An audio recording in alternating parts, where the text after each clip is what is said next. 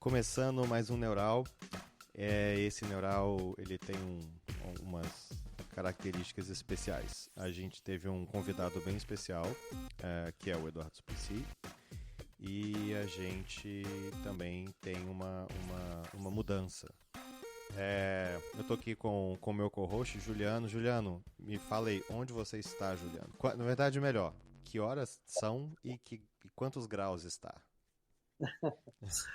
São 7h30 da noite e hoje está quente, está fazendo 3 graus. Maravilha. Aqui são 4h30 da tarde e hoje fez calor também. Hoje fez 20 graus, mas Nossa, agora é incrível. Tô de bermuda e camiseta, mas maravilha. pois é, tem essa. Dizem que essa é a grande vantagem da Califórnia, né? Eu acho que à noite faz frio. À noite tá fazendo 8 graus e, enfim, vai esfriar mais. Mas Maravilha. então. E onde você tá, Juliano? Eu estou em Toronto, no Canadá, e aqui com certeza 20 graus só daqui a uns 4 meses, pelo menos agora. Não é mole não. Mas O. menos 20 em algum momento aí dos próximos 2, 3 meses. Com neve. Pô, já teve muita neve, já caiu muita neve esse ano. É mesmo, não, aqui não tem isso. Mas a gente está fazendo essa brincadeira porque, assim, as coisas mudaram, né, assim, o Juliano, essa é uma das grandes mudanças do Neural para pro ano que vem.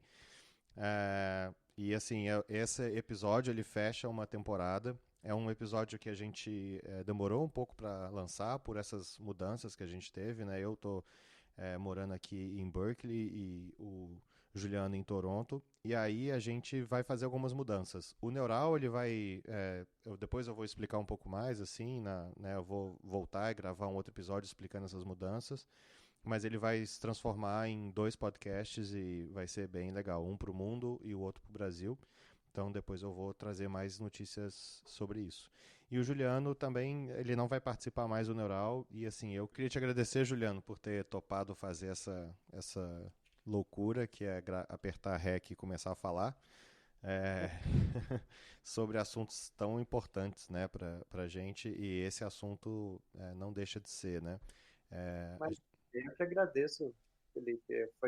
Aprendi demais com você também fazendo essa série do Neural. Foi super divertido, foi um super aprendizado e tenho certeza que as próximas versões e edições do Neural vão ser cada vez melhores. valeu. O que você mais lembra desse dia que a gente foi lá gravar com o Suplicy em São Paulo? Cara, assim, eu lembro da sensação que eu tive de que a gente fala tanto, né? Discutiu tanto sobre renda mínima e sobre o impacto da inteligência artificial no mercado de trabalho, como que a renda mínima poderia ser um mecanismo de evitar que esse impacto, de mitigar as consequências negativas desse impacto. E eu lembro desse dia quando a gente estava chegando lá na Câmara de São Paulo, né, dos vereadores, e eu pensando assim, a gente vai conversar com uma pessoa que tem pensado e falado e escrito sobre isso há décadas. Uhum, E, e me deu uma sensação assim de humildade, assim, de, olha, eu quero ouvir o que ele tem para dizer, uhum, porque é um assunto extremamente relevante, extremamente importante. E a gente a gente gosta de falar, gosta de discutir, mas quando você está na presença de alguém que se preocupa genuinamente com isso, né, há tanto tempo, dá uma sensação assim de humildade, assim, de ok, vamos ouvir, né, uhum. antes de falar. Eu acho que isso é perfeito, até para explicar um pouco o fluxo desse episódio. Ele é um pouco diferente dos outros, né? A gente falou menos, a gente fez perguntas, mas a gente deixou ele falando mesmo, ele confortável falando e contando, assim. O que me pegou muito, assim, foi essa sensação também de você, né, de querer ouvir. Então foi por isso que a gente até ficou mais calado.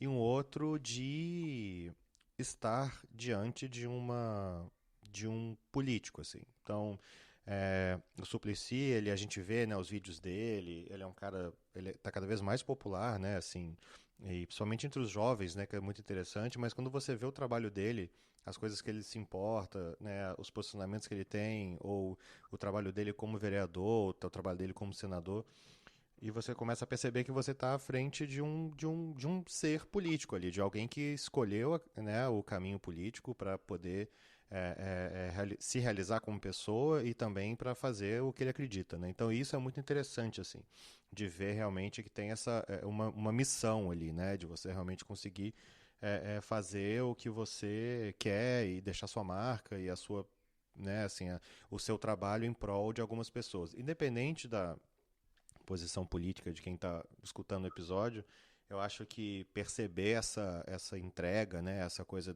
de uma vida inteira política e estar perto né, dessa entidade assim é muito interessante, assim, é muito legal de ver. É uma coisa que a gente tem pouquíssimo acesso, né, porque a gente não convive muito com representação política local, a gente não se envolve tanto assim como deveria. Então é muito legal ver isso assim e participar. E foi incrível entrar na Câmara dos Vereadores, né? E assim é um outro universo, é um universo público que a gente não está acostumado, né? É uma coisa que a gente não vê no dia a dia, né? A gente não vê, a gente está acostumado a ver esses bastidores, a ver, né, a política sendo feita ali nos corredores e para mim acho que foi esse aspecto foi muito legal e foi muito legal pensar assim, independente também da posição política, eu fiquei com a sensação lendo e conversando com o Suplicy que realmente ele é uma pessoa um pouco à frente do seu tempo, assim, na verdade, talvez Uhum, muito até à frente do seu tempo, uhum, pelas ideias e pelo empenho que ele coloca nessas ideias e pela forma como ele vem ao longo de muito tempo trabalhando, né, uhum, nesse antes, muito antes de ser um assunto né, que como está sendo discutido, que é discutido como é discutido hoje, né? Hoje a gente ouve falar disso. Quando ele começou, ninguém ouvia falar do que é renda mínima e quando você explica muito, a gente ainda acha que é uma coisa absolutamente assim que não faz sentido ou que é ficção inviável, né? científica, né? Ou que é Uhum, inviável, ou que é muito idealista, muito utópica, né? uhum, Mas muitas e muitas coisas que a gente tem hoje começaram assim, né? Começaram com ideias que, em princípio, pareciam completamente irreais e utópicas, e as pessoas se juntaram e acabaram criando essa realidade. Né? Então, uhum. eu senti também, eu fiquei com a sensação de estar conversando e estar na frente de uma pessoa que está com a mente bem no futuro. Assim. Maravilha, isso é exatamente a persona que ele é, né? E assim, acho que vamos pro episódio, né? Acho que até a gente poderia falar muito mais tempo, como também no episódio dá vontade de falar muito mais tempo, né? Ou chamar o Suplicy para tomar um vinho nacional, que ele só toma vinho nacional. Eu achei isso muito interessante.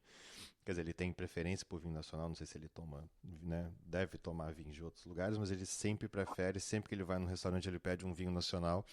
E deu vontade de ir para um restaurante, pedir um vinho nacional e ficar mais 18 horas falando daquilo, porque os exemplos são muito ricos, né? É um episódio longo, né? A nossa introdução aqui também tá longa, então esse episódio vai ter mais de uma hora com certeza.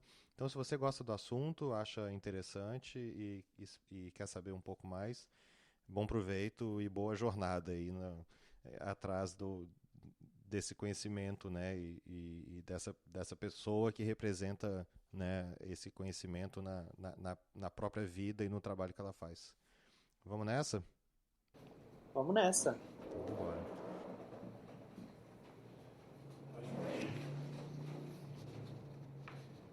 É muito importante que o presidente Jair Bolsonaro atenda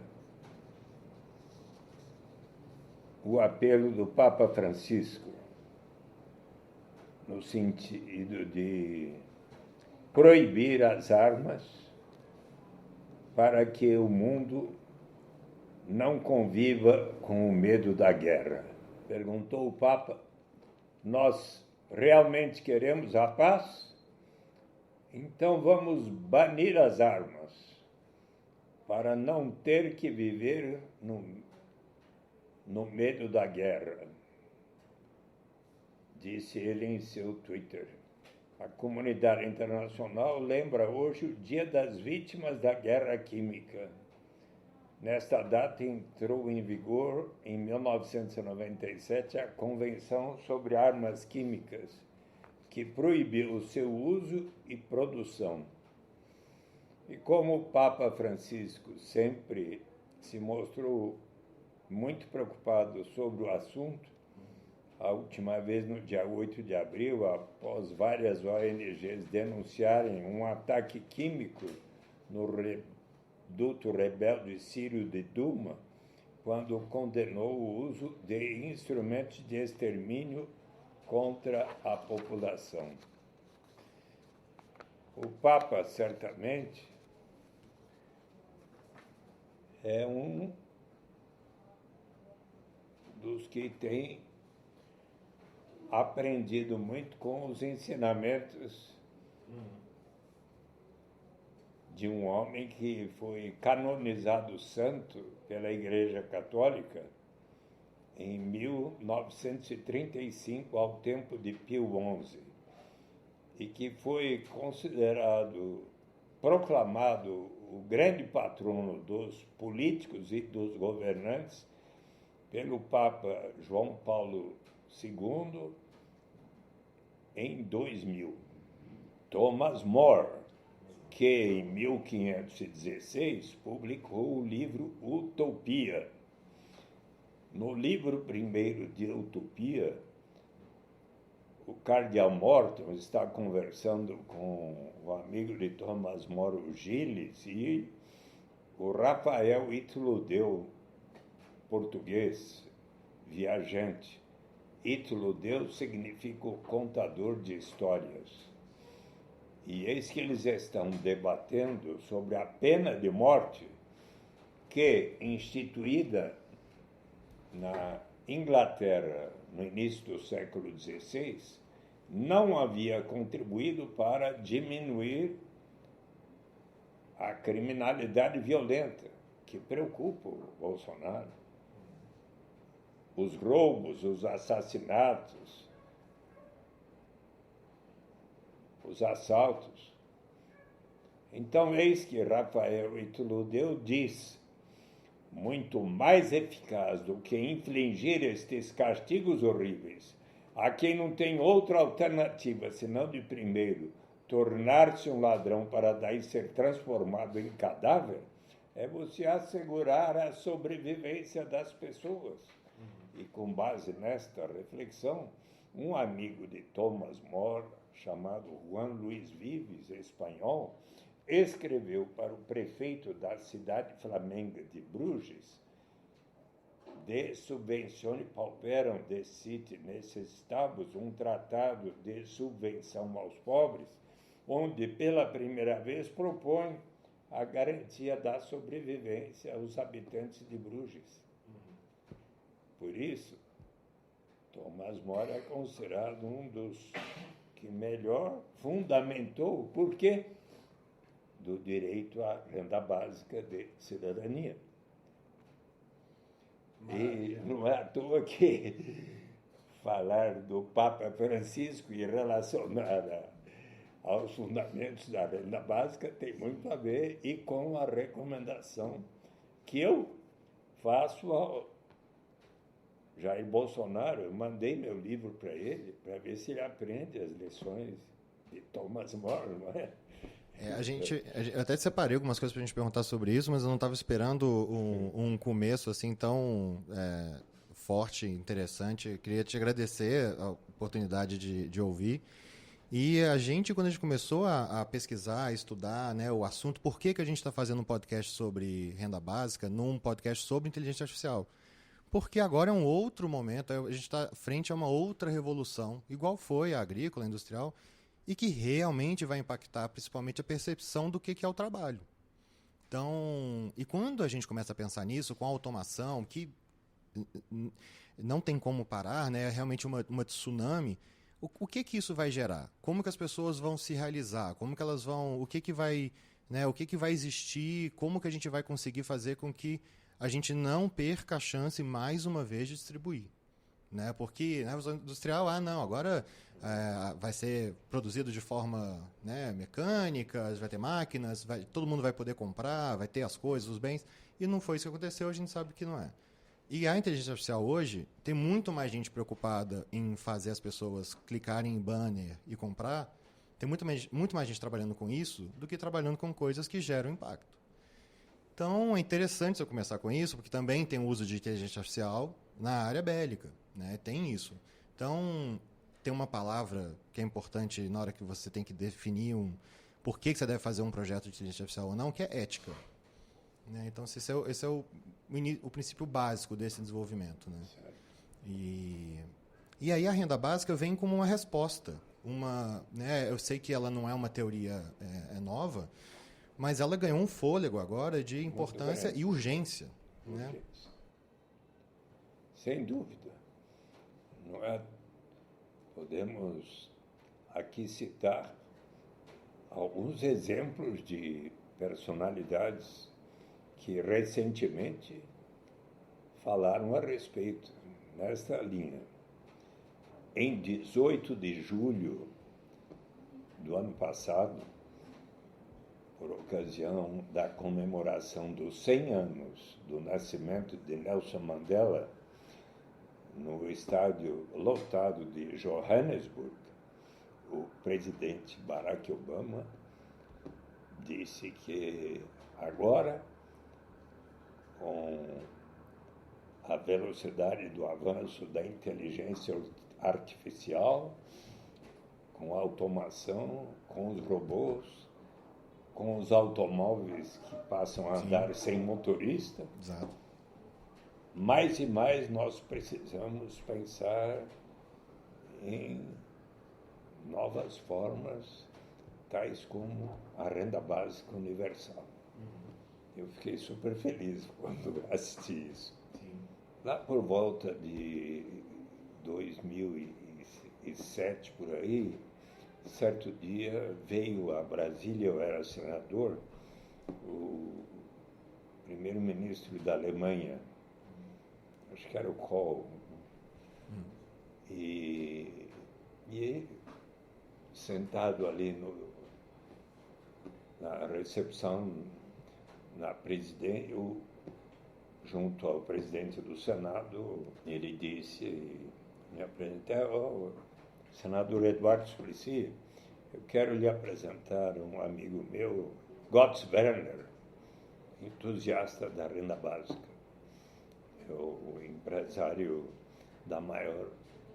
proprietário da maior cadeia de drugstores, M&M, da Alemanha, e ele escreveu Ein Income für alle, uma renda para todos.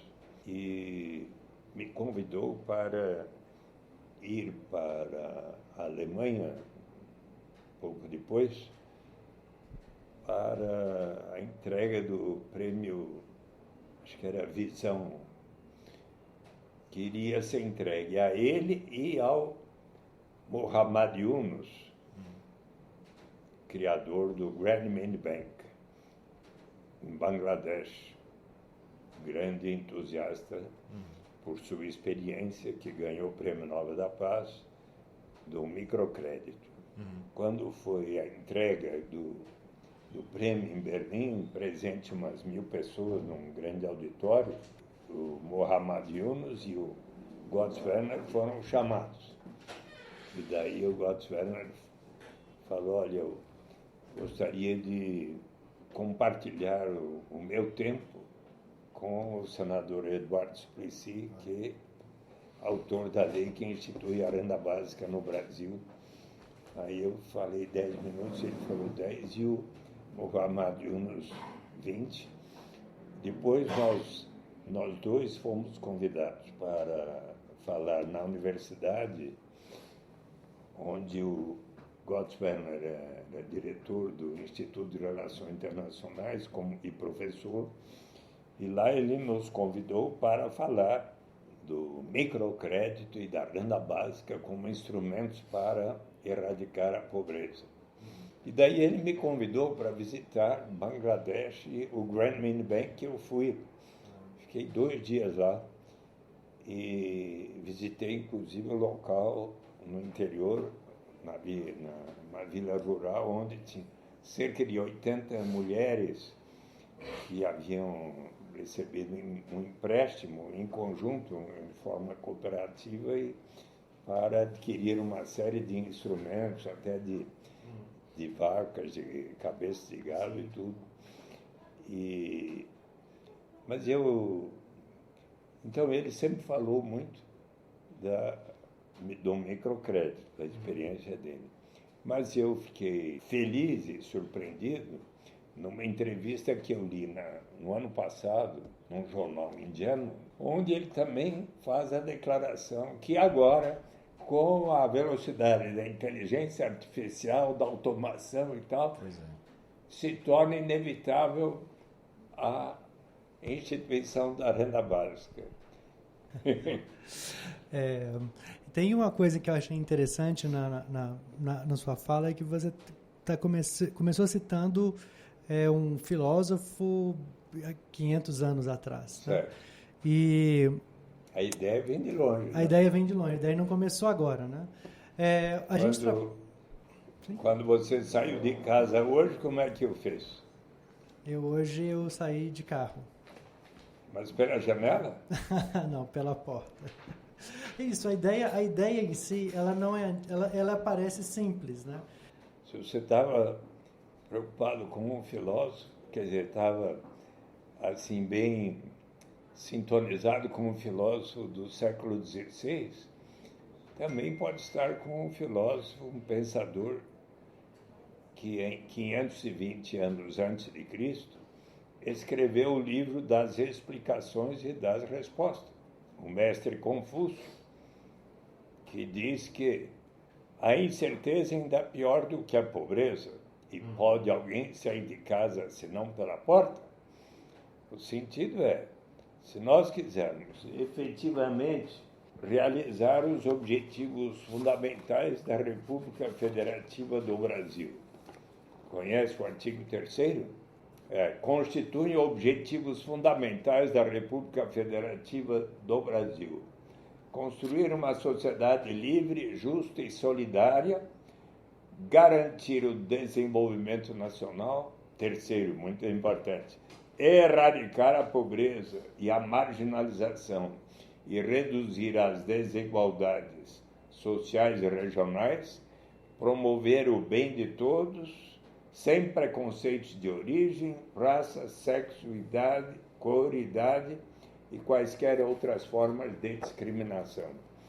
Vocês sabem que eu assisti, acredito que tenham visto, logo após a vitória de Jair Bolsonaro, perante Deus e o povo brasileiro, solenemente ele jurou cumprir a Constituição.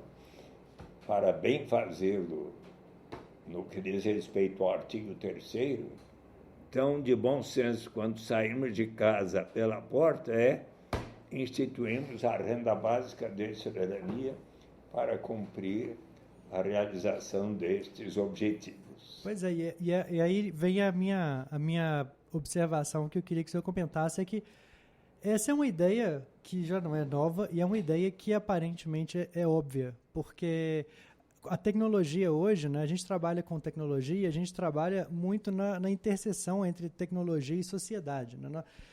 A tecnologia, ela sempre vem e muda a sociedade de alguma forma. Né?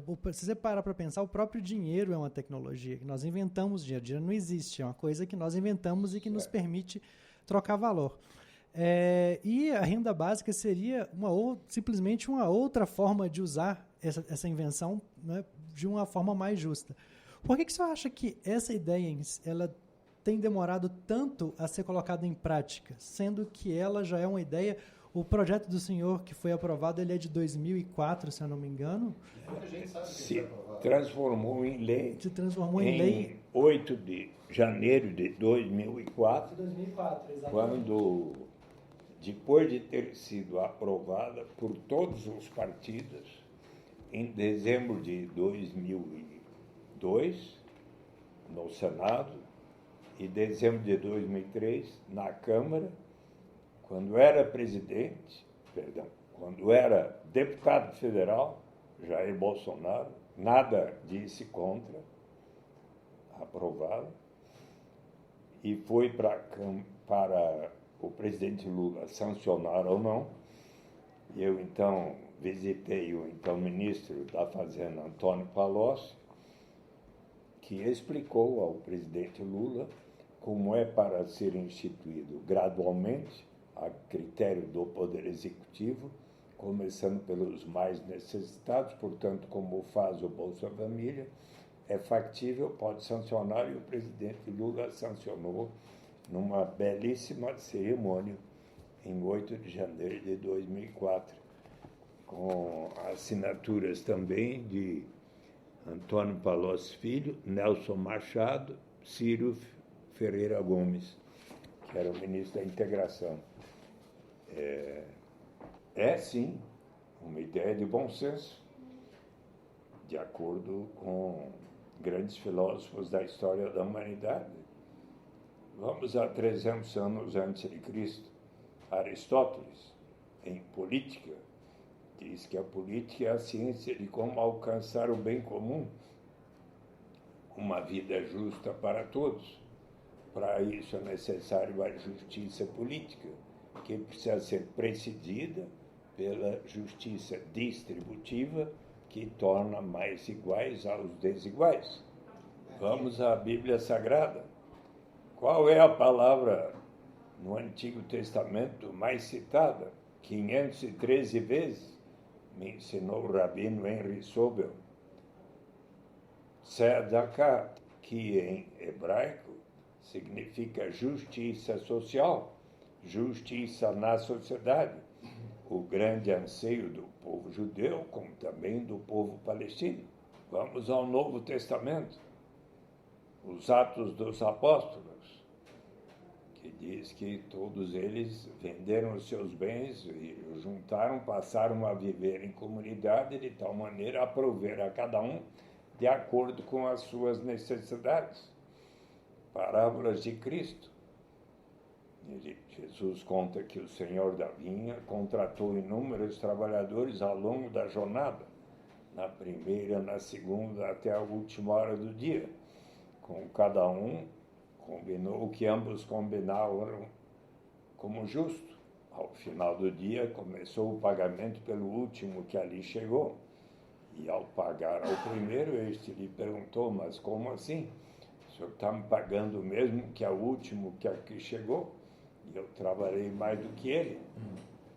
Ora, você não percebe que eu estou lhe pagando exatamente o que ambos combinamos como justo, e que o último que aqui chegou também precisa receber o necessário para o sustento da sua família? Posso ir um pouquinho adiante na história, chegar a 1875 e falar daquele que em 1834 escreveu com Friedrich Engels um manifesto comunista, e mais tarde os volumes de O Capital, e em 1875 a crítica ao programa de Gotha, onde então Karl Marx diz que numa sociedade mais amadurecida, os seres humanos vão se portar de tal maneira a poderem inscrever como lema de sua sociedade 12 palavras em inglês que John Kenneth Galbraith, o grande economista da Universidade de Harvard, diz que tiveram um efeito ainda mais revolucionário do que os volumes de O Capital. From each according to his capacity, to each according to his needs. De cada um de acordo com a sua capacidade, a cada um de acordo com as suas necessidades. Certo dia eu estava fazendo uma palestra para as comunidades eclesiais de base na Conferência Nacional dos Bispos do Brasil, presidida pelo saudoso Dom Luciano Mendes de Almeida, lá em Brasília.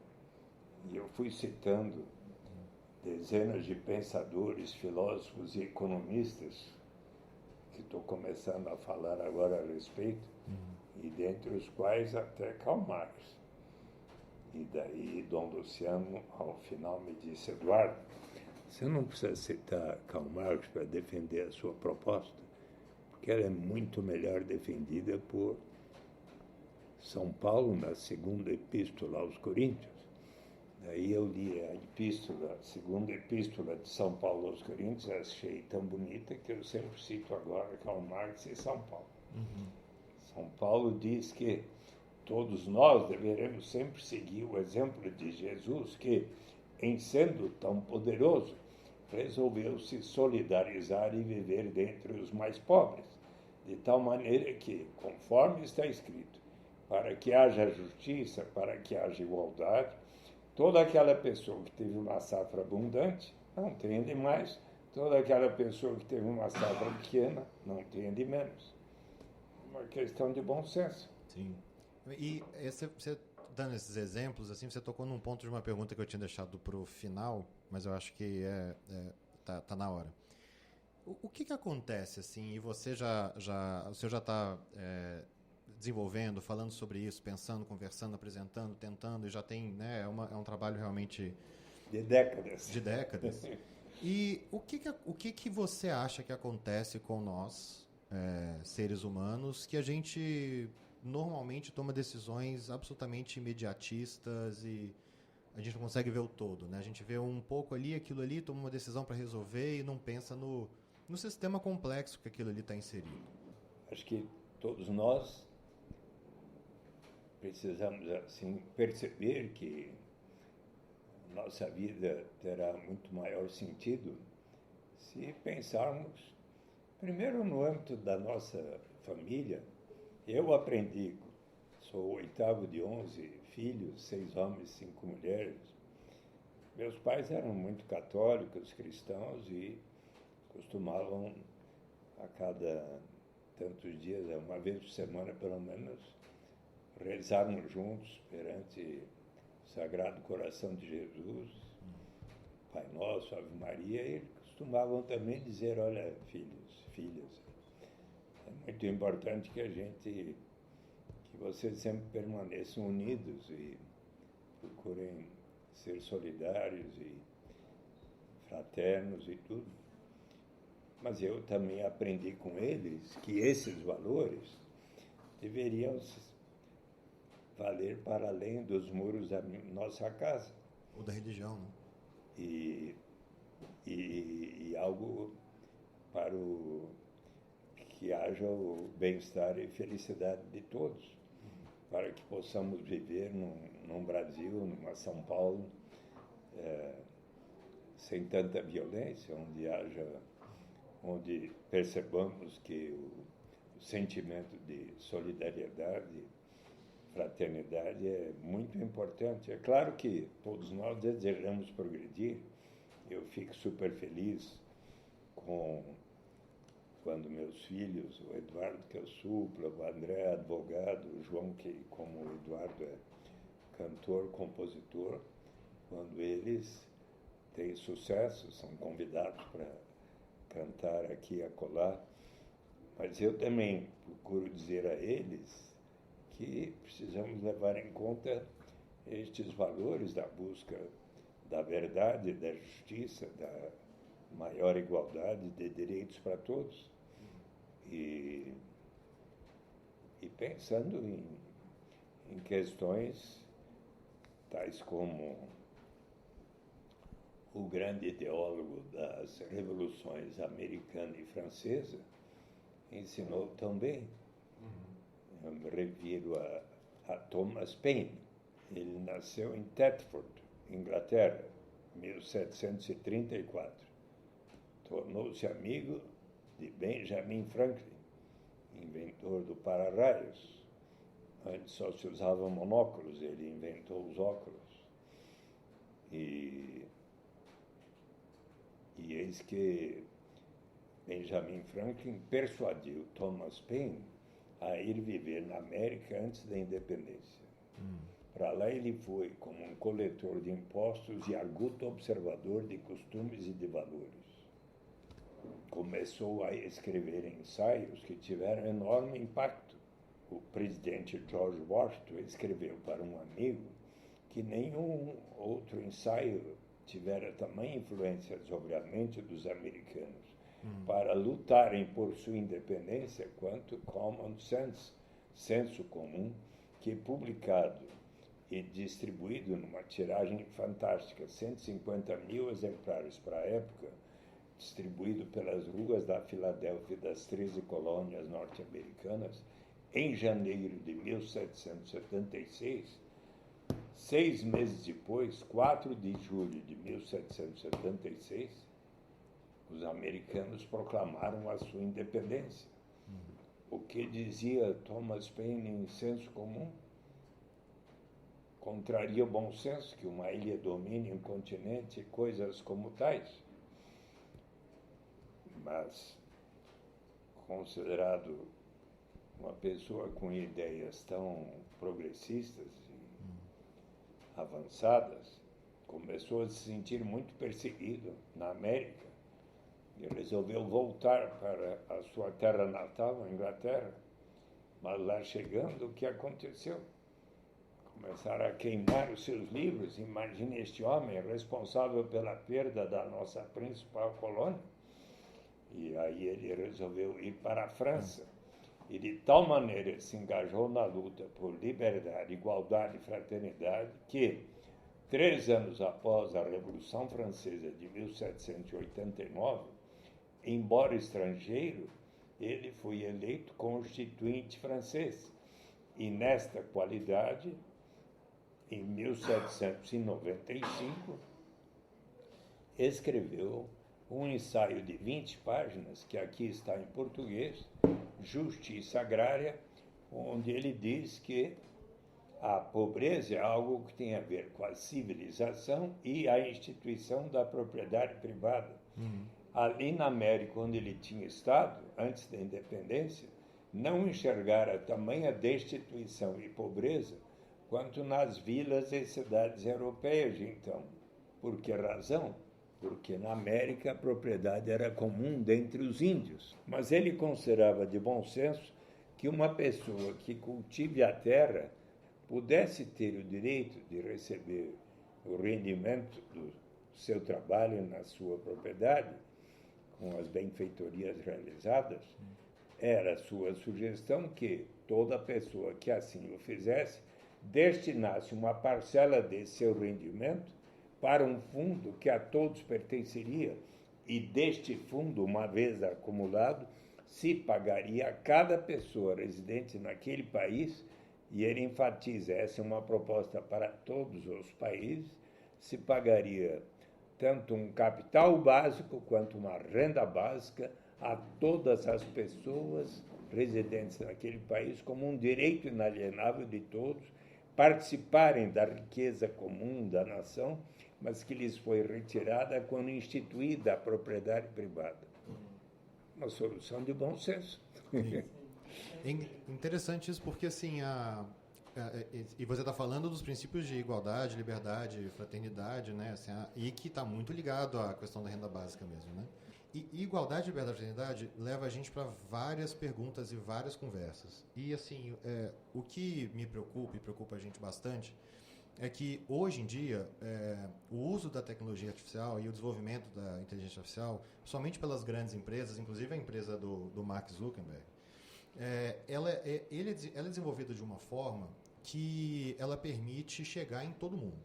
Então ela consegue, claro que usa vários elementos, né? Assim, tem uma questão psicológica de saber o que move o Eduardo Suplicy a pegar um telefone, ver uma notícia e comentar, né? O que faz ele reagir. Então, estou dando um exemplo fútil, mas assim, esse tipo de conhecimento de tecnologia que faz com que eu chegue em cada uma das pessoas no mundo, e a inteligência artificial ajuda isso, e faz com que eu possa dar uma mensagem para essa pessoa, fazer ela consumir uma coisa, ela ter uma reação, interferir no humor, na percepção que essa pessoa tem do mundo, é uma ferramenta muito potente. E é uma ferramenta muito potente para os dois lados. E a inteligência artificial também. Então ela tem essa questão da potência, de você poder chegar até todo mundo, de você ter informação sobre as pessoas, de você poder desenvolver coisas de saúde, por exemplo, que vão trazer um benefício global. Mas, ao mesmo tempo, tem uma questão, e aí é interessante você dar o exemplo americano, e a gente estava falando disso hoje mais cedo, que assim, se você pega uma cidade, por exemplo, como São Francisco, que sempre foi um lugar que recebeu os forasteiros, né, dos Estados Unidos, os renegados, os que não tinham lugar, e foi uma cidade construída como comunidade, com força, e onde saiu tantos ideais, né? Berkeley saiu, tem um filme muito legal, né, Berkeley in the 60s, que mostra toda aquela revolução dos direitos iguais e tal, do movimento hippie, que surgiu ali dentro do pensamento da universidade. E quando você olha especificamente aquela região hoje, é a região do mundo que tem o maior número de bilionários, é a região do mundo que tem o maior número de milionários. Tem problema a pessoa ser bilionário? Não, mas mostra uma desigualdade. Então, São Francisco hoje, aquela região vive uma utopia de uma bolha de sucesso do uso da inteligência artificial para a tecnologia, mas a gente já está vendo lá que não houve distribuição. E aí eu fico pensando, e a gente conversa isso todo dia, como que a gente faz para tirar o poder das empresas de desenvolver inteligência artificial e passar para o cidadão. Para as ONGs, para os grupos, para, sei lá, uma pessoa, uma cientista que está fazendo um trabalho na Amazônia, como que ela usa, como que ela pode ter acesso à inteligência artificial. Isso tem muito a ver com o nosso trabalho. Então, eu fico pensando disso que você está falando de liberdade e oportunidade, tem essa ligação com... essa tecnologia vai fazer a gente pensar no trabalho. Tá, por quê? Porque vai acabar parte desses trabalhos ou vão mudar, esse trabalho vai mudar. A gente tem uma geração que as pessoas, eu cresci para ser shoemaker, né? Eu vou fazer sapato, mas vou fazer, meu filho também vai fazer. Hoje não existe mais isso, né? Assim, a velocidade é muito rápida e vai ser mais. Então, como que você imagina que a gente pode acelerar isso ou distribuir esse conhecimento de uma forma mais, sabe, tirar de quem tem dinheiro para desenvolver e realmente ter um entendimento ou ter uma renda básica, uma verba básica para desenvolvimento de tecnologia de impacto social, sabe? Nós precisamos pensar de como se trata de uma solução de bom senso. Acho que é interessante observar que a proposta da garantia de uma renda para todos, ela é defendida por economistas e filósofos no mais largo espectro, né? Nos anos 30, na Universidade de Cambridge, estava lá lecionando aquele que é considerado o maior economista do século XX. Qual é a sua formação? Eu sou psicólogo. Psicólogo, né? John Maynard Keynes. E em 1939 ele escreveu How to Pay for the War, 2 artigos no The Times. A Inglaterra estava para iniciar que veio a ser a Segunda Grande Guerra Mundial, e versus Alemanha e Japão, etc. E ele disse, como nós estamos para entrar numa guerra, precisamos separar o necessário para a defesa. E como vai haver problemas sociais, será importante prover uma renda básica para a população. Então vamos separar pelo menos 2% do produto nacional bruto do país. Naquela época era de 5 bilhões de libras esterlinas, portanto 100 bilhões de libras esterlinas para financiar uma renda básica para a população. Em Cambridge viviam também a John Robinson, uma grande economista, que numa introdução à teoria do emprego propôs que a cada sábado se pagasse 1 libra esterlina para cada pessoa.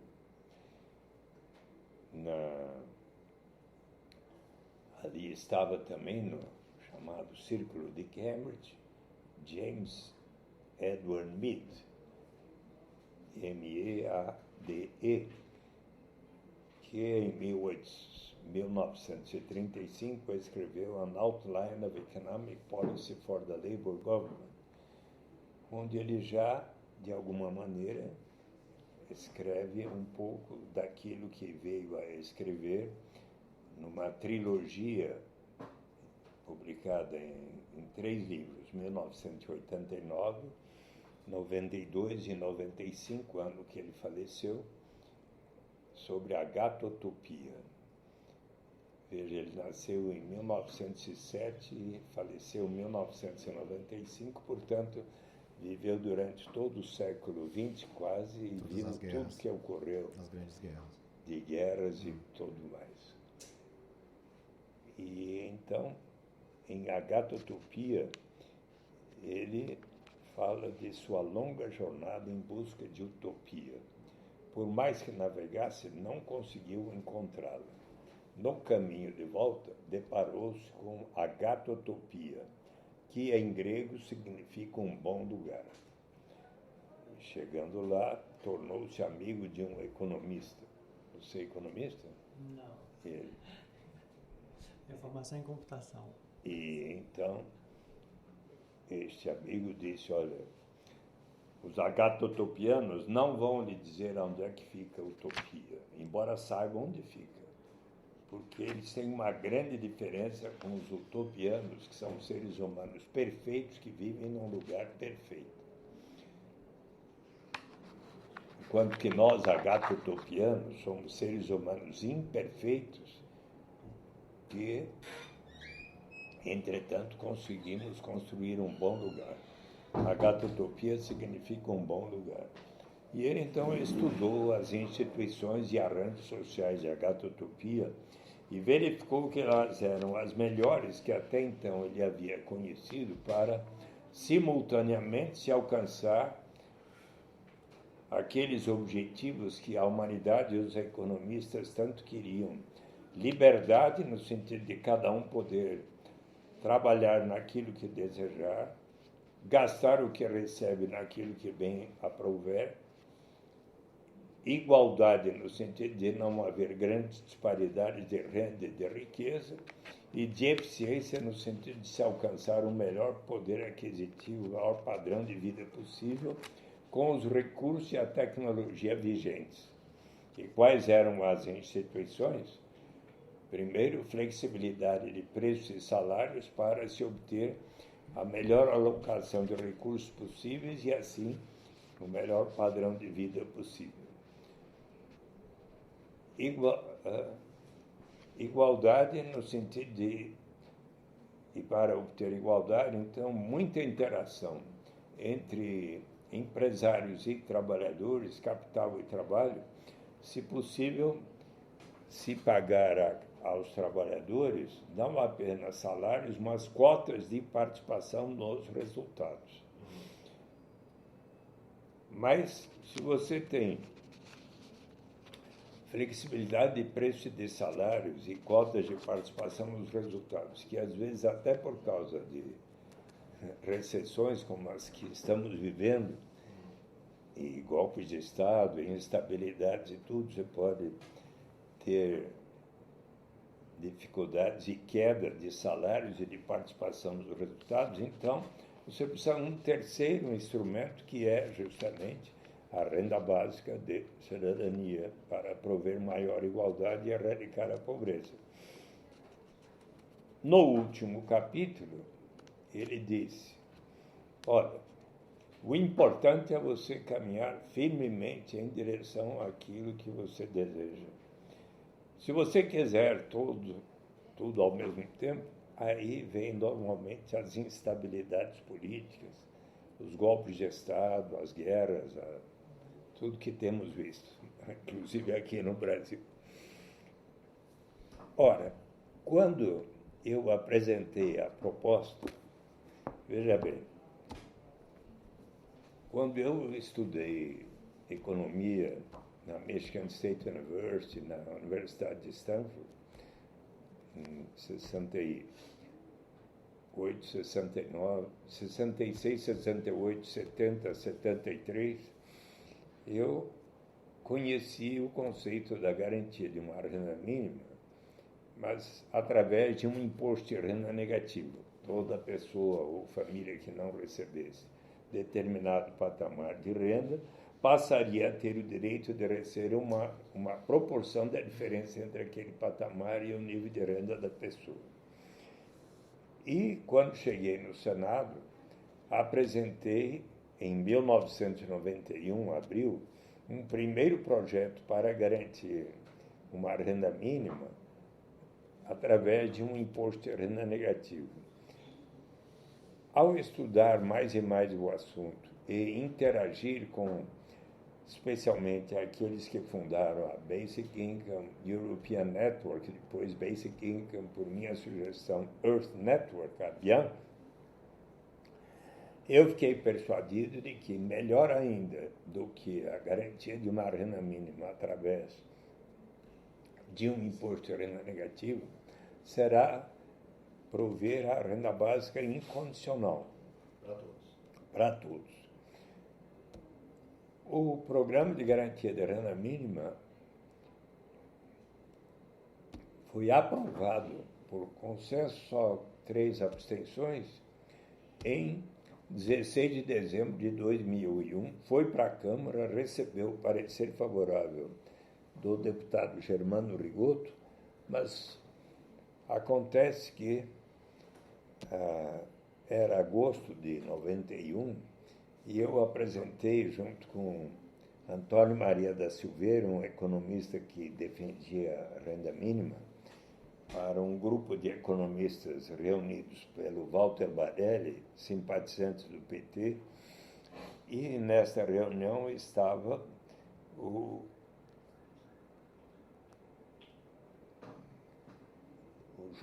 José Márcio Camargo, professor de economia da PUC do Rio de Janeiro.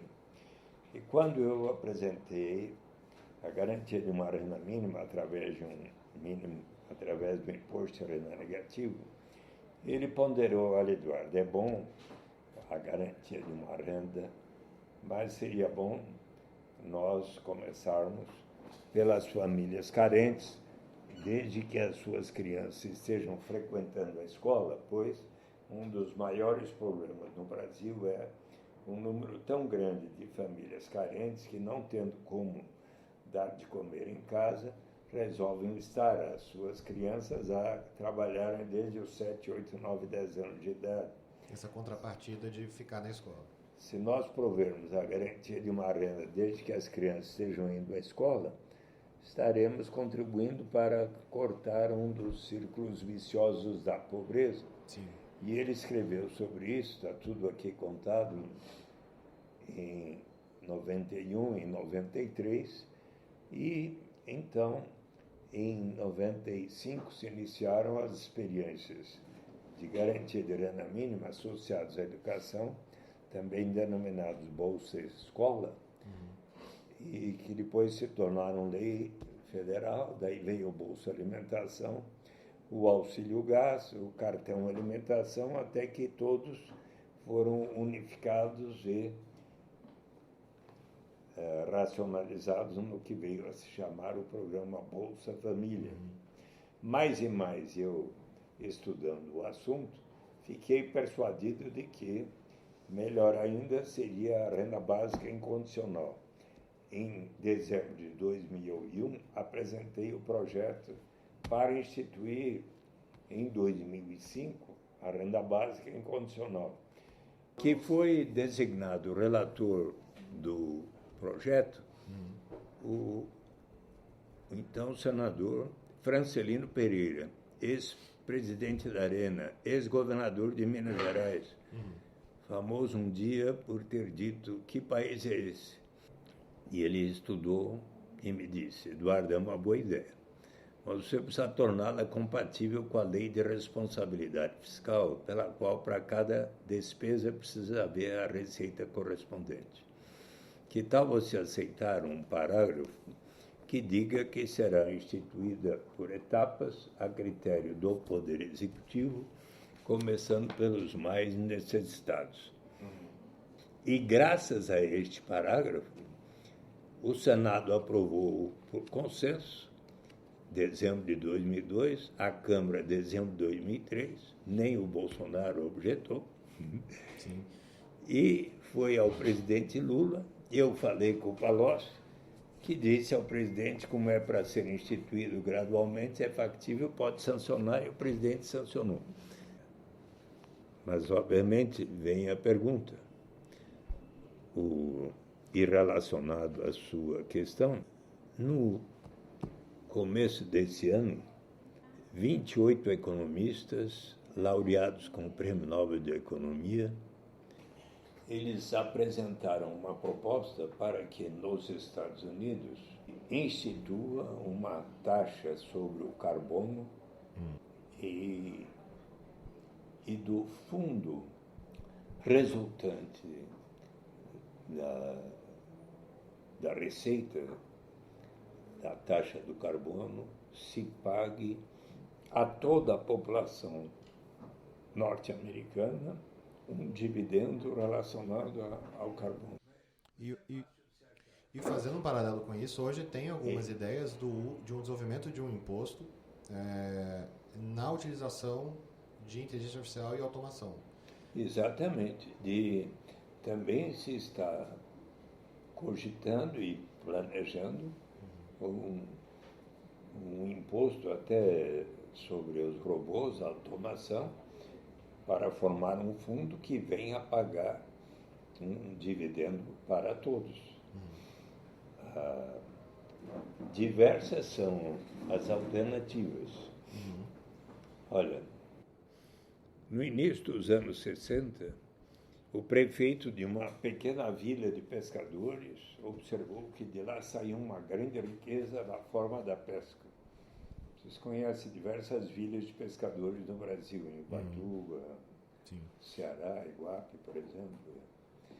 Mas boa parte da população era pobre ainda, muito pobre. Então o prefeito disse, vamos criar um imposto de 3% sobre o valor da pesca para instituir um fundo que a todos pertencerá. Mas o imposto sou contra.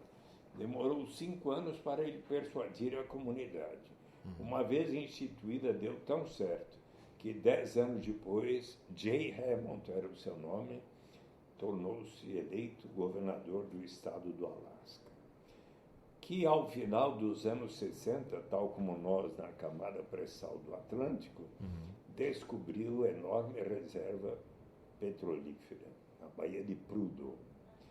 E então o governador Jay Hammond disse aos seus então 300 mil habitantes, hoje 750 mil, nós precisamos pensar não apenas na geração presente, mas na vindoura, porque o petróleo, como outros recursos naturais, não é renovável.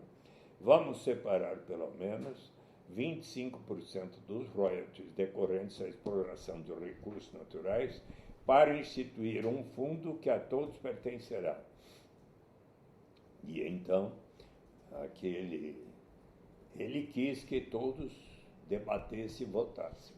76 mil disseram sim, 38 mil não, 2-1 venceu. E então, aqueles 25% dos royalties por ano, foi 50%, passaram a ser investidos no Fundo Permanente do Alasca em US Bonds, títulos de renda fixa, ações de empresas do Alasca, contribuindo para diversificar a sua economia, dos Estados Unidos, internacionais.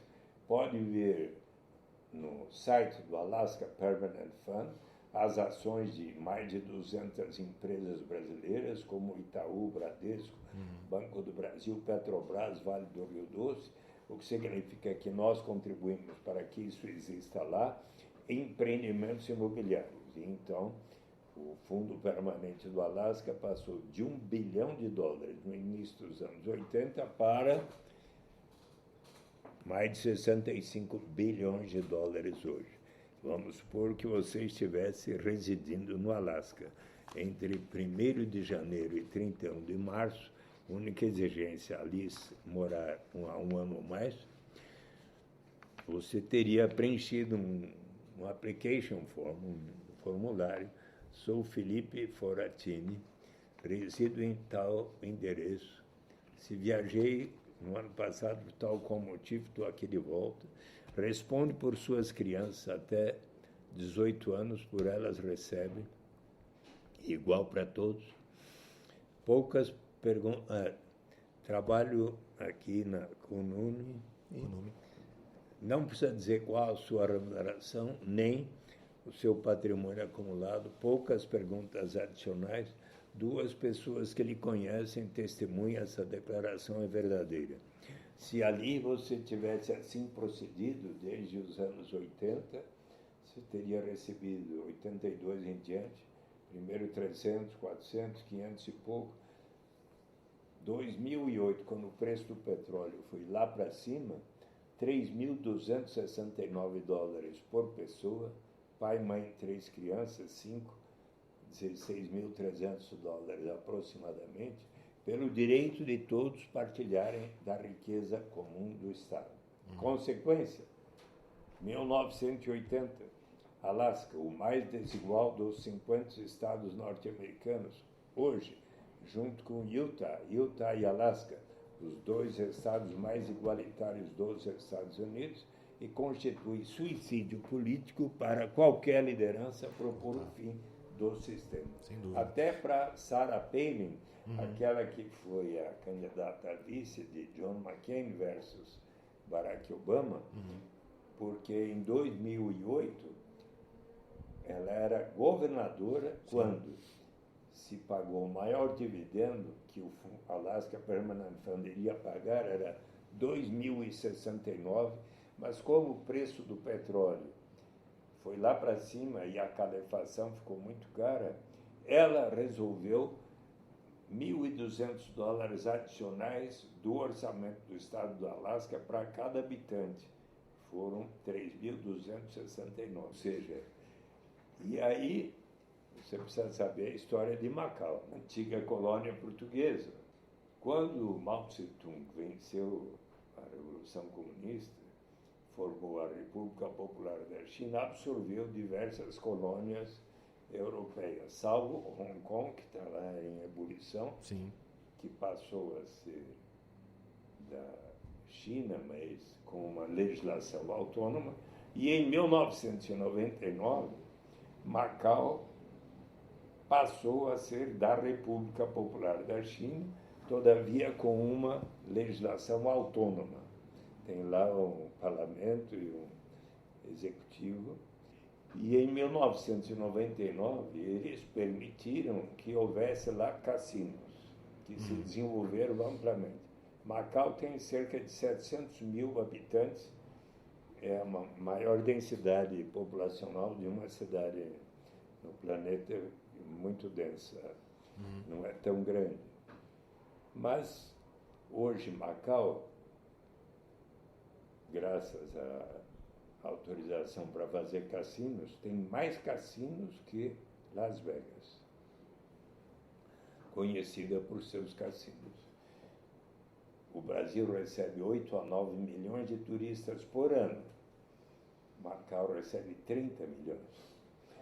Chegou em 2006, começou a haver uma grande erupção social em Macau. E o governo, então, resolveu dar receita dos cassinos, a receita municipal, destinar cerca de 6% para pagar a todo residente permanente de Macau. Começou 4 mil patacas em 2008, 5 mil, 6 mil.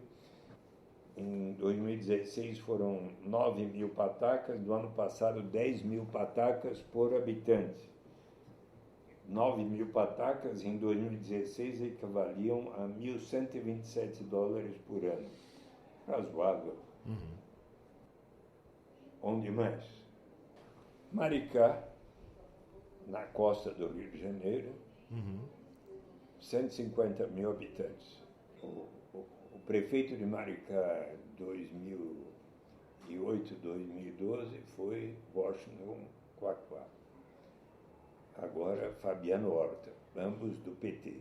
Maricá tem mais recursos relativamente a outros, porque diante de Maricá, ao lado, está uma plataforma da Petrobras que resulta em royalties para Maricá. Dentre outras iniciativas, há bastante tempo atrás, em Fortaleza, nas praias tão belas, tinha um bairro que era uma favela. A prefeitura resolveu retirar a favela e mandá-la para bem mais longe, no bairro Palmas. No bairro Palmas, um dos moradores, João Joaquim de Mello, moço, salvo engano, chegou a ser seminarista, observou que as famílias faziam suas compras, seja no centro, seja lá mais no bairro, junto à praia. E achou que seria interessante se criar uma moeda Palmas aceita no bairro. Criou um Banco Palmas para pequenos empréstimos, microcrédito, e com o dinheiro os comerciantes locais aceitavam a moeda Palmas. E a ideia se desenvolveu hoje, tem 113 moedas sociais. O João Joaquim de Mello ajudou o Maricá a criar o Banco Comunitário Mumbuca, que fornece a taxa de juros zeros, empréstimos modestos para as famílias fazerem compras e desenvolverem atividades. Também lá foi criado tarifa zero. 14 linhas de ônibus circulam na cidade, tarifa zero. Acho que tem 5 cidades no Brasil com tarifa zero. E o prefeito também desapropriou uma fazenda, e é nesta fazenda, em convênio com o MST, se provê cursos de economia solidária e de produção de produtos orgânicos. Em dezembro de 2015, num seminário aqui sobre uma conferência sobre direitos humanos, eu expliquei a renda básica. O prefeito Washington falou, eu quero implementar em Maricá. Dezembro de 2015, apresentou a proposta para começar em 2016, 10 mumbucas por mês, depois 17, 20 mumbucas por mês, tal, para introduzir gradualmente também. Aniversário de Maricá, 2 semanas atrás, eu estive lá, o prefeito anunciou, a partir de julho, todas as famílias que ganham até 3 salários mínimos mensais, que estão no cadastro único, corresponde a 1/3 da população, 50 mil habitantes, passarão a receber.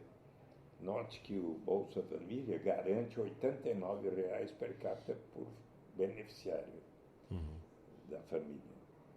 Maricá inicia em julho a pagar 130 mumbucas por mês para 1/3, 50 mil habitantes, e até 2020 vai pagar para os 150 mil e poucos, quase 160 mil habitantes, a renda básica universal.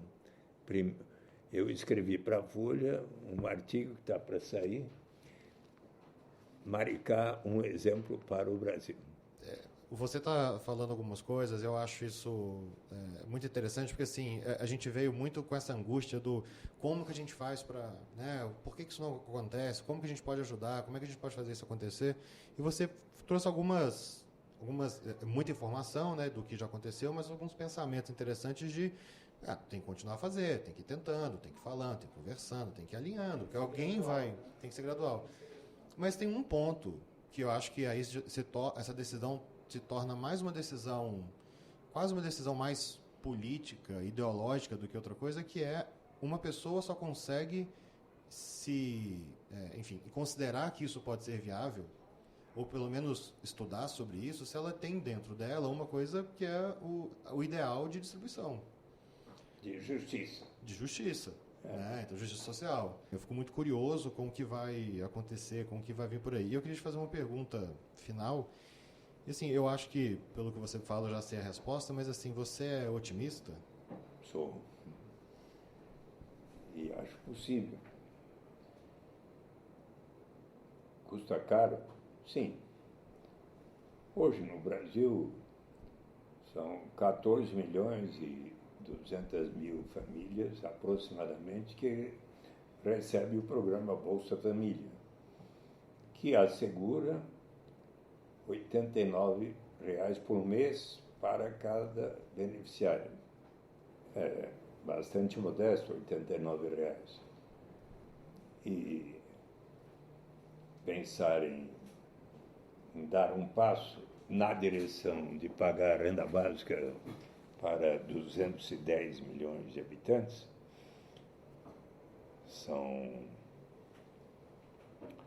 teríamos que pensar, vamos começar com R$ 100 por mês? Quem sabe se a Neural fizer uma matéria excelente que chegue às mãos do presidente Jair Bolsonaro e ele fique tão persuadido da boa ideia que resolva no próximo Natal informar, olha, a partir de janeiro próximo, todas as pessoas no Brasil, não importa a sua origem, raça, sexo, idade, cor, origem ou situação socioeconômica, todos, inclusive, diz a lei, os estrangeiros aqui residentes há 5 anos ou mais, passaremos todos a receber, para ser um pouco melhor que garantia o Bolsa Família, R$ 100 por mês. R$ 100 por mês, R$ 1.200 por ano. R$ 1.200 por ano dá, salvo engano, se puder fazer a conta, dos 248 bilhões de reais. E o Bolsa Família hoje, com 2 bilhões e pouco, dá uns 31 bilhões. Então vamos passar para gastar 248 bilhões. Dá algo próximo do que você somar o orçamento da saúde mais o da educação, dá um número próximo disso. Será possível pensar numa coisa dessa? No dia 17 de março de 2017, afastada pelo golpe, em Genebra, a presidenta Dilma foi perguntada por jornalistas: a senhora cometeu algum erro durante o seu governo? Sim, um erro grave. Eu pensei que, concedendo incentivos fiscais, exonerações fiscais aos empresários, eles iriam realizar mais investimentos, criar empregos, só que eles resolveram absorver os incentivos como lucro. Eu os convido a observar quanto foi de incentivos fiscais, de exonerações fiscais, em 2014, 15, 16, 17. No ano passado, 2018, 292 bilhões de reais. Mais do que os 248, que pagaríamos a todos. Os que receberam 248 bilhões de reais, empresários que estão bem, em geral, são aqueles que estão em melhor situação econômica e financeira. Será que não seria de bom senso, em vez de contribuir com incentivos fiscais para os que ganham muito, com uma igualdade de direitos a todos, até para os que têm mais? sem o estigma, né, da pessoa que recebe ajuda e a outra não. E para concluir, então, já que vocês estão na última pergunta, é necessário que vocês deem elementos ao presidente para ele explicar por que é melhor do que o programa Bolsa Família. Eliminamos inteiramente qualquer burocracia envolvida em ter que saber quanto cada um ganha no mercado formal, na carteira de trabalho assinado ou em qualquer atividade que façamos na rua, na feira. A avó, mamãe toma conta das crianças do vizinho, recebe um trocado no ano seguinte, não precisa declarar, sim, nem dizer qual é o seu patrimônio. Eliminamos qualquer estigma, o sentimento de vergonha da pessoa que precisa dizer eu só recebo tanto, por isso mereço tal complemento. Eliminamos o fenômeno da dependência que acontece quando se tem um sistema que diz que quem não recebe até certo patamar tem o direito a tal complemento. Mas a pessoa está por decidir, vou ou não iniciar essa atividade que vai me render esse tanto. Mas se eu iniciar, receber esse tanto, aí vem o governo e me retira o que eu estava recebendo naquele programa, eu talvez desista e entro na armadilha da pobreza ou do desemprego. Mas se todos iniciarem da renda básica em diante, sempre haverá o estímulo ao progresso. Será mesmo? E aquelas pessoas que têm uma tendência inagradável à vagabundagem, à ociosidade, será mesmo? Pensemos um pouco em nós, seres humanos. Todos nós amamos realizar uma série de atividades, mesmo sem remuneração no mercado. As mães, quando estão amamentando seus nenês, qualquer hora do dia, da noite, na madrugada. Nós, pais, quando estamos cuidando da educação, alimentação de nossas crianças, para que bem se desenvolvam, com todo carinho. Quando nossos pais e avós são mais idosos, estamos ali do lado. Nas comunidades, associações de bairros, nas igrejas de todas as denominações, nos centros e diretórios acadêmicos, quantos de nós não estamos realizando uma série de atividades porque nos sentimos úteis? Na Constituição brasileira está dito que nós respeitamos a propriedade privada, o que significa que aquela pessoa que detém a propriedade de fábricas, fazendas, bancos, restaurantes, hotéis, propriedades imobiliárias, títulos financeiros, essas pessoas têm o direito de receber juros, lucros, aluguéis. Por acaso está aqui escrito que a pessoa, para receber os rendimentos do capital, precisa necessariamente provar que esteja trabalhando, que suas crianças e adolescentes estejam indo à escola? Não. Se asseguramos aos mais ricos o direito de receber tais rendimentos sem tais condicionalidades, por que não estendermos a todos, ricos e pobres, o direito de participarmos pelo menos um pouco da riqueza comum de nossa cidade, da floresta amazônica, da beleza da cidade maravilhosa, da Foz do Iguaçu, da beleza e riqueza do Pantanal? É de bom senso. Mas qual é a principal vantagem? Diga. Do ponto de vista da dignidade e da liberdade do ser humano, de que nos fala Amartya Sen, Prêmio Nobel de Economia, professor de Harvard, nascido na Índia, onde é hoje Bangladesh. E ele diz que seu pai era um bom professor, ele morava numa boa casa, certo dia, brincando no jardim de sua casa, de repente entrou um homem correndo, portão adentro, gritando por socorro, havia sido esfaqueado nas costas. Ele chamou para o seu pai, que logo veio, e acompanhou o seu pai, levando-o para o hospital.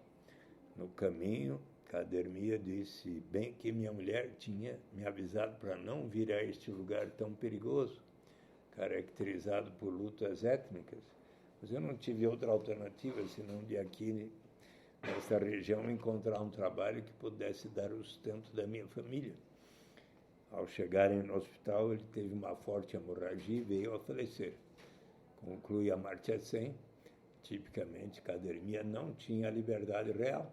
Precisou colocar sua saúde e vida em risco para conseguir um trabalho que pudesse dar o sustento da família.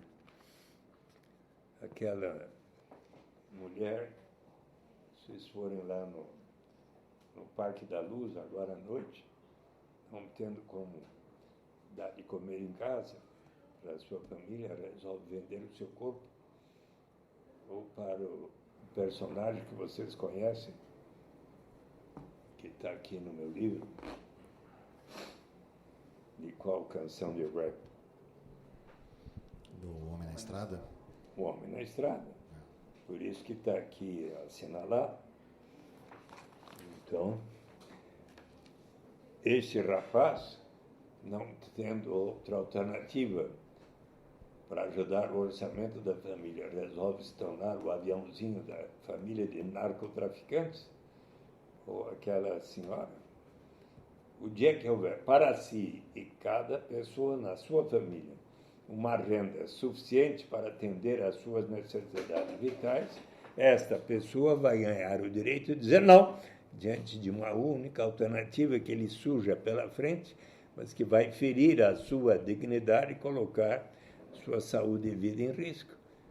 Vai poder dizer, agora, graças à renda básica para mim e cada membro da minha família, eu vou poder aguardar um tempo, quem sabe fazer um curso aqui na minha cidade, numa instituição, até que surja uma oportunidade mais de acordo com a minha vocação. E isso é liberdade, né? É nesse sentido, pois, que a renda básica da cidadania vai elevar o grau de dignidade e liberdade para todas as pessoas, para os seres humanos. É por isso que eu estou entusiasmado com a proposta e não desisto. Por isso que você, antes da nossa pausa, eu te fiz a pergunta se você era otimista e você está concluindo a resposta que sim. Olha, felizmente, eu professor de carreira na Fundação Getúlio Vargas. Agora eu não estou dando mais aula, mas sempre me convidam para fazer palestras. Mas eu faço 2, 3 ou mais palestras por semana. Às vezes faço 4, 5, o Rafael sabe. E em todos os lugares onde eu tenho ido e falo essas coisas, as pessoas se entusiasmam. Sim. Quando é que vai ocorrer? Eu falei, bom, quando vai ocorrer? Você sabe, né? Depende de vocês. Vai lá na Neural, fizer uma reportagem tão bem feita, vai até Maricá para completar, o Alasca, se possível, e mande para o presidente Jair Bolsonaro para ele anunciar no Natal o que é que vai acontecer de bom. Isso aí. Tá bom? Combinado. Suplicy, queria te agradecer. Vou dar o livro para vocês. Gostariam? Muito, com certeza. Então, queria agradecer seu tempo, enfim, a disponibilidade de receber a gente aqui, muito legal. Esse papo é longo, né? A gente poderia ficar muito tempo aqui falando sobre isso, mas, enfim, eu queria agradecer o tempo. Juliano, a gente começou já a conversa direto, né? Se a gente nem apresentou o Suplicy, nem falou o que a gente está fazendo aqui, a gente vai fazer uma parte. Então, queria agradecer de você estar aqui também. Acho que está legal compartilhar esse momento aqui junto com o Suplicy para falar de uma coisa tão importante. Sem dúvida, Felipe. É um prazer estar aqui com o Suplicy, é um prazer, uma honra estar aqui discutindo esses assuntos que para nós, né, são tão caros, né? É um assunto inesgotável. Eu tenho certeza que a gente vai voltar a falar disso outras vezes e com certeza a gente vai visitar pelo menos alguns dos lugares que o Suplicy nos indicou aqui. É isso aí, pessoal. As notas desse episódio estão em www.medium.com/kunumi, Kunumi, medium.com/kunumi. E é isso aí. Valeu, obrigado e até a próxima. E Juliano. Tá. E eu não cortei porque ele está escrevendo pra gente aqui uma dedicatória no livro e o registro em áudio está valendo. Vai demorar um pouquinho. Sem pressa.